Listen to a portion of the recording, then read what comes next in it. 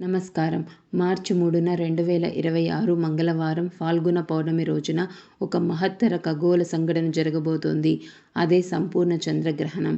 ఈ గ్రహణం భారతదేశంలో కనిపిస్తుందా? ఎంతసేపు ఉంటుంది? ఎవరెవరు గ్రహ నియమాలు పాటించాలి? గర్భిణీలు ఏ జాగ్రత్తలు తీసుకోవాలి? ఏ రాశుల వారికి శుభం? ఎవరికి జాగ్రత్త అవసరం? ఈ వీడియో పూర్తి క్లియర్గా తెలుసుకుందాం.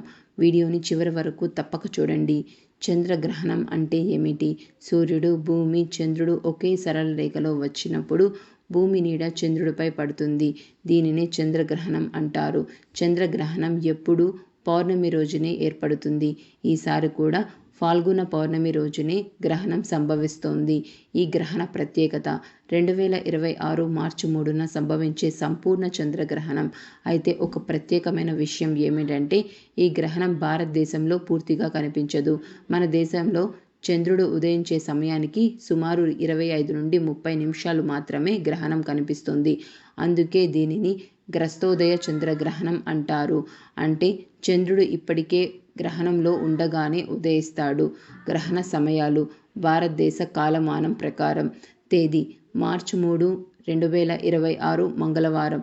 ప్రారంభం మధ్యాహ్నం 3:21 మధ్యకాలం సాయంత్రం 5:03 మోక్షకాలం సాయంత్రం 6:48 మొత్తం గ్రహణ వ్యవధి 3 గంటల 27 నిమిషాలు.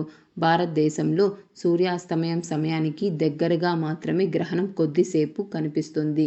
గ్రహణ సమయంలో పాటించవలసిన శాస్త్రాచారం. శాస్త్రాల ప్రకారం గ్రహణ కాలం పుణ్యకాలంగా పరిగణించబడింది. భోజనం మధ్యాహ్నం 12 గంటల లోపల భోజనం ముగించాలి. గ్రహణ సమయంలో భోజనం చేయకూడదు. జపం, ధ్యానం. గ్రహణ సమయంలో చేయవలసిన జపం అనేక రెట్ల ఫలితాలను ఇస్తుంది. పఠించదగ్గ మంత్రాలు: గాయత్రి మంత్రం, మహామృత్యుంజయ మంత్రం, విష్ణు సహస్రనామం, లలితా సహస్రనామం. గ్రహణం ముగిసిన తర్వాత స్నానం తప్పక చేయాలి. ఇంటిని శుభ్రపరచాలి. పూజా మందిరం శుభ్రం చేయాలి. కొత్తగా నైవేద్యం సమర్పించాలి. గర్భిణీ స్త్రీలు జాగ్రత్త.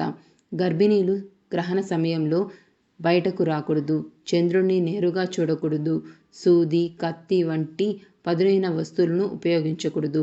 ప్రశాంతంగా మంత్రజపం చేయాలి. ఇవి శాస్త్రాచారం ప్రకారం సూచన. రాశుల ప్రభావం.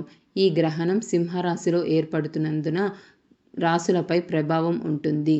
శుభ ఫలితాలు పొందే రాశులు: మిథున రాశి, తులారాశి, వృశ్చిక రాశి, మీనరాశి.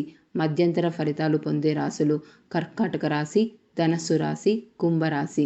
జాగ్రత్త తీసుకోవలసిన రాశులు: సింహరాశి మరియు మకర రాశి. గ్రహణం మీ రాశుల్లో జరుగునందున శాంతి జపం చేయాలి. గ్రహణ శాంతి చేయించే మంచిది.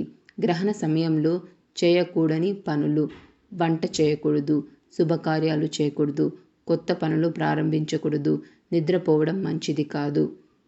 పుణ్యకాలం మహత్యం. గ్రహణ కాలం చేసే జపం, ధ్యానం సాధారణ కాలం కంటే ఎన్నో రెట్ల ఫలితాలను ఇస్తుందని శాస్త్రం చెబుతుంది. ఈ సమయానికి ఆధ్యాత్మికంగా వినియోగించాలి. ఇది 2026 మార్చి 3న సంపూర్ణ చంద్రగ్రహణానికి సంబంధించిన పూర్తి వివరాలు. మీ రాశి ఏదని కామెంట్ చేయండి. గ్రహణ నియమాలు పాటించాలనుకుంటే ఈ వీడియోని షేర్ చేయండి. ఇంకా ఇలాంటి ఆధ్యాత్మిక విషయాల కోసం మా ఛానల్ని సబ్స్క్రైబ్ చేసుకోండి. ఓం నమః.